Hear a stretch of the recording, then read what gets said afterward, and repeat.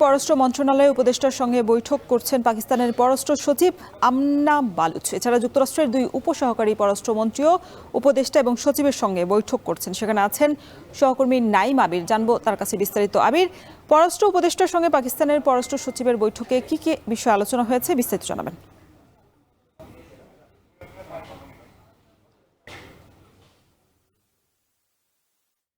সাথে যে বৈঠকটি সেটি ইতিমধ্যে শেষ হয়ে গেছে। এই মুহূর্তে মার্কিন যুক্তরাষ্ট্রের যে দুজন মন্ত্রী এখানে এসেছেন তার সাথে বৈঠক চলছে।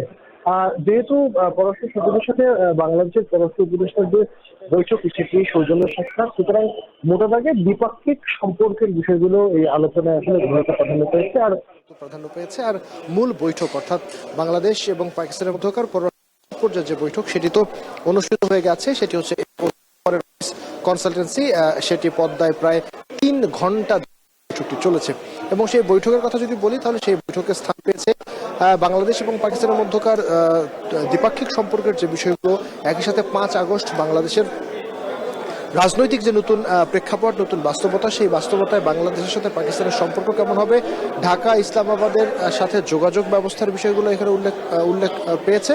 এবং একসাথে বাংলাদেশ পাকিস্তানের মধ্যকার অমীমাংসিত যে বিষয়গুলো, সেই অমীমাংসিত বিষয়গুলো এখানে উঠে এসেছে। এবং বাংলাদেশের পররাষ্ট্র মন্ত্রণালয় থেকে বা পররাষ্ট্র সচিব আসলে বলেছেন যে এই দুই পক্ষের অমীমাংসিত বিষয়ের বিভিন্ন রকমের যে তহবিলের বিষয় এখানে রয়েছে, একটি ডোনেশন মানে দানের অনুদানের ব্যাপার রয়েছে এবং একসাথে সঞ্চয়পত্রের সব মিলিয়ে কিছু আর্থিক ব্যাপার এখানে জড়িত রয়েছে। সেই বিষয়গুলো নিয়ে বাংলাদেশ আসলে হিস্সা দাবি করেছে পাকিস্তানের কাছে।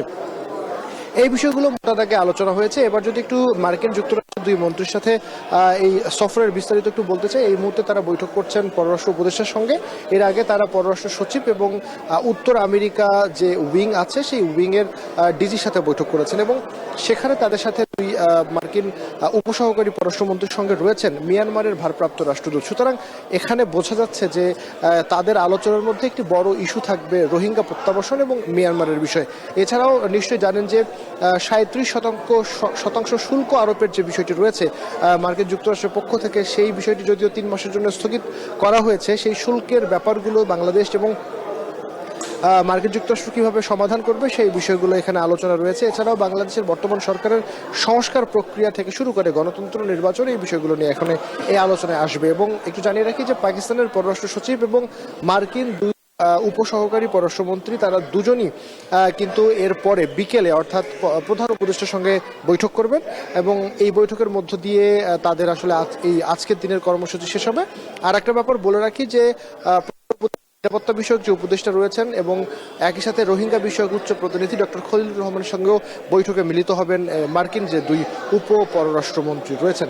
আপাতত এই ছিল আমার কাছে সবশেষ। পরবর্তীতে যখন একটি ব্রিফ হবার কথা রয়েছে, পররাষ্ট্র সচিব আমাদের সঙ্গে কথা বলবেন, তখন এই বৈঠকের বিস্তারিত জানাতে পারবেন।